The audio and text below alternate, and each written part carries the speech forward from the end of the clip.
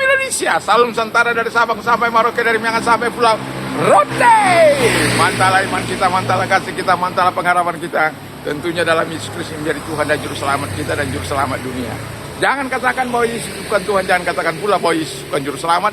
Dia adalah Tuhan, dia adalah Juru Selamat kita. Dan kalau engkau percaya engkau akan diselamatkan, engkau tidak percaya engkau akan dihukum. Yohanes 3 ayat 36, karena Yesus sudah berkata dalam Yohanes 14 ayat yang ke-6, akulah jalan dan kebenaran dan hidup, tiada seorang sampai kepada Allah kalau tidak melalui aku. Dan juga Petrus mengatakan dalam Kisah Rasul 4 ayat 12, dan keselamatan tidak ada dalam siapapun juga selain dalam Dia Yesus Kristus. Karena di bawah kolong ini tidak ada nama lain yang diberikan kepada manusia yang olehnya kita diselamatkan. Dan juga dalam Kisah Rasul 4 16 ayat yang ke-31, percayalah kepada Tuhan Yesus Kristus, maka engkau akan diselamatkan, engkau dan seisi rumahmu. Mantap! Semoga kekuatan Tuhan, kekuatan firman, kekuatan Roh Kudus, kekuatan doa akan terus menyertai kita dari sekarang sampai selama-lamanya, dan damai yang berlimpah-limpah dari Tuhan itu akan terus berada dalam hati kita dalam melaksanakan seluruh aktivitas kita di pagi ini. Selamat pagi bagi kita semuanya. Biarlah Tuhan senantiasa menuntun, menolong kita dalam perjalanan kehidupan ini. Sebelum kita mendengarkan firman Allah, izinkan saya untuk berdoa bagi kita.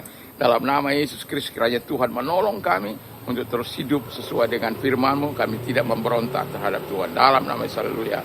Amin. Puji nama Tuhan. Dalam Yeremia 17 ayat 5 dan 6 dikatakan, terkutuklah orang yang mengandalkan manusia, yang mengandalkan kekuatannya sendiri, dan yang hatinya menjauh daripada Tuhan. Ia akan seperti pohon, ia akan seperti semak bulus di padang belantara. Ia tidak akan mengalami datangnya keadaan baik.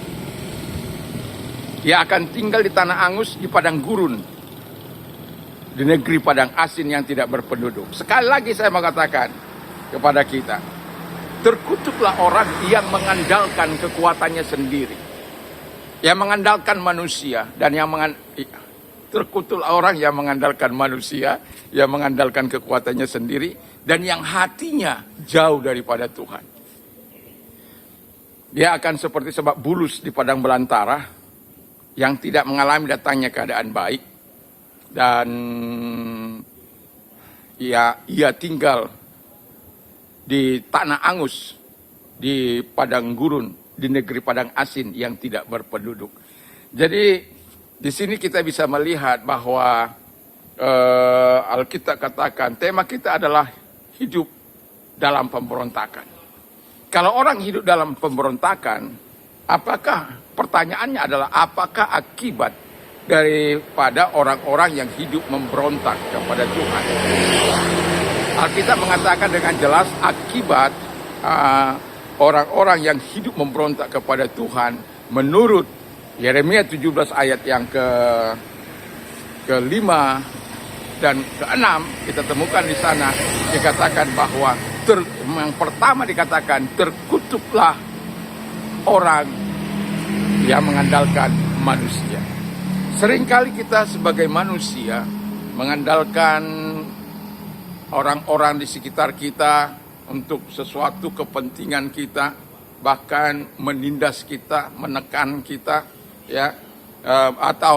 menekan orang-orang yang dapat kita tindas. Tetapi Alkitab katakan terkutuk orang yang mengandalkan manusia. Jadi di sini kalau kita mengandalkan manusia, hadapilah kutukan daripada Tuhan. Bukan saya yang mengatakan, tapi Tuhan. Itu sebabnya kalau hidup memberontak kepada Tuhan, kita akan kita akan hidup dalam pengandalan kita kepada Tuhan. Karena iman kita tidak lagi berfungsi di situ. Dan pengharapan kita tidak lagi berfungsi di situ. Kasih kita tidak lagi berfungsi ke situ.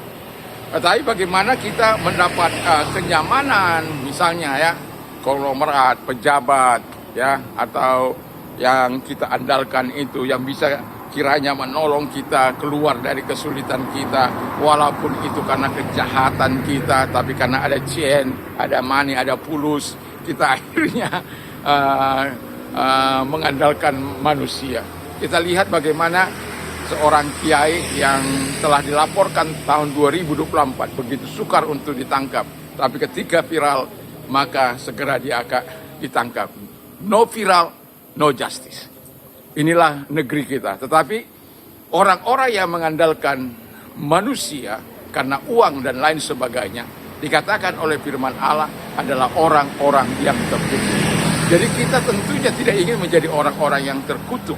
Kita ingin menjadi orang-orang yang diberkati. Tapi kalau kita hidup memberontak, tidak bisa tidak, kita adalah orang-orang yang terkutuk.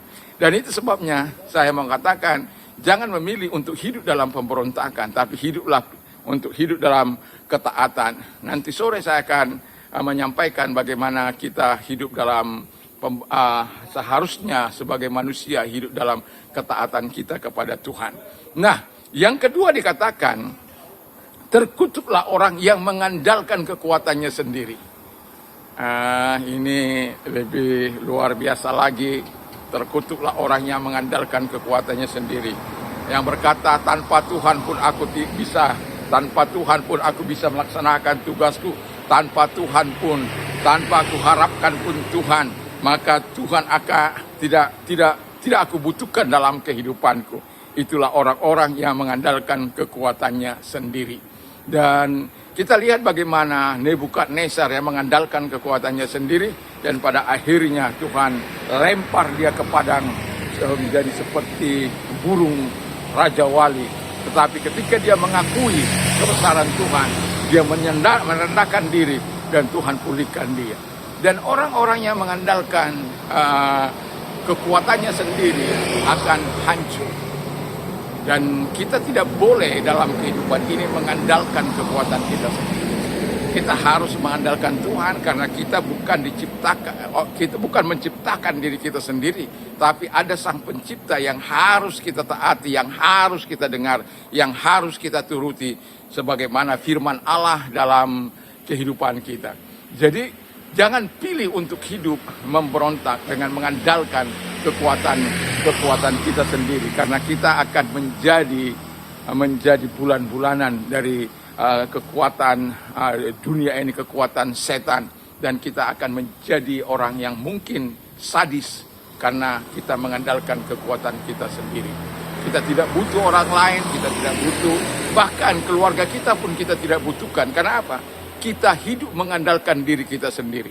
Berhati-hatilah kalau engkau sedang mengandalkan kekuatanmu sendiri, karena kekuatanmu terbatas. Tapi kekuatan Tuhan tidak terbatas dalam kehidupan kita sebagai orang-orang yang percaya. Yakin dan percayalah bahwa Tuhan itu adalah Tuhan yang senantiasa mau menyatakan segala kebaikannya. Dan kalau engkau melakukan itu, maka engkau akan menikmati segala hal yang baik. Hidup memberontak ada akibatnya dalam setiap kehidupan orang-orang yang hidup dalam pemberontakan. Dikatakan oleh Alkitab terkutuk. Dan yang ketiga dikatakan oleh Alkitab adalah terkutuklah orang yang hatinya menjauh daripada Tuhan. Jadi kalau hati kita sudah menjauh daripada Tuhan, dia bisa membeku, dia bisa menjadi batu. Kalau Alkitab katakan ayat 9-nya dikatakan hati yang sudah membatu, siapakah yang dapat mengetahuinya? Aku Tuhan. Jadi yang mengetahui hati orang telah membatu, telah keras, bebal, kebal, tebal, itu adalah hanya Tuhan. Tapi dalam tindakan nyata, dalam tindakan realita, kita akan bisa melihat orang ini hidup memberontak atau tidak, kebal atau tidak. Ketika dinasihati, dia menurut firman Allah atau tidak. Dan itu bisa kita lihat dalam kehidupan realita di tengah-tengah kehidupan bermasyarakat, bertanah air, berbangsa dan bernegara. Nah, jadi kalau hatinya jauh daripada Tuhan, seperti Firaun, bayangkan 10 kali mujizat Allah terjadi. Tetapi Tuhan selalu mengeraskan hatinya. Selalu dia memilih untuk jauh daripada Tuhan. Bukannya ketika terjadi tulah pertama, air menjadi darah, katak nyamuk, penyakit sampar, dan lain sebagainya. Yang terakhir itu kita lihat bagaimana Tuhan memusnahkan setiap anak sulung. Tetapi itu tidak membuat mereka eh, mereka kapok, tidak membuat mereka mendekatkan kepada Allah Israel, tapi justru ketika mereka mendapat peluang, mereka ingin lagi membunuh, dan pada akhirnya Tuhan bertindak tegas dan mereka pada akhirnya mati di laut mati. Oleh karena apa? Tuhan melakukan segala sesuatu yang di laut Berau, dan kita tahu bahwa kita sebagai orang yang percaya, yang mengandalkan Tuhan, kita tahu konsekuensinya kalau kita hidup di dalam pemberontakan. Jangan pilih untuk hidup dalam pemberontakan, tapi pilihlah untuk selalu takut akan Tuhan, supaya engkau bisa melihat kebaikan Tuhan dan kemurahan Tuhan dalam kehidupanmu sebagai orang-orang yang percaya. Dan apalagi akibatnya? Akibatnya yang terakhir adalah dikatakan, ini artinya kita tidak akan beruntung dalam hidup kita sebagai orang yang percaya.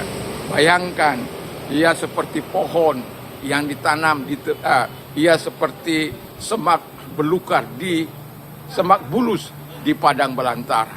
Nggak ada artinya. Ia tidak akan mengalami keadaan baik. Bayangkan kalau orang tidak mengalami keadaan baik dalam hidupnya. Ia akan tinggal di tanah angus, di padang gurun, di negeri padang asin yang tidak berpenduduk, sunyi sepi bagi orang-orang yang memberontak kepada Tuhan. Dan itu sebabnya sebagai orang yang percaya kepada Tuhan, sebagai hamba Allah, saya mau katakan, jangan memilih untuk hidup memberontak kepada Tuhan. Akibatnya fatal.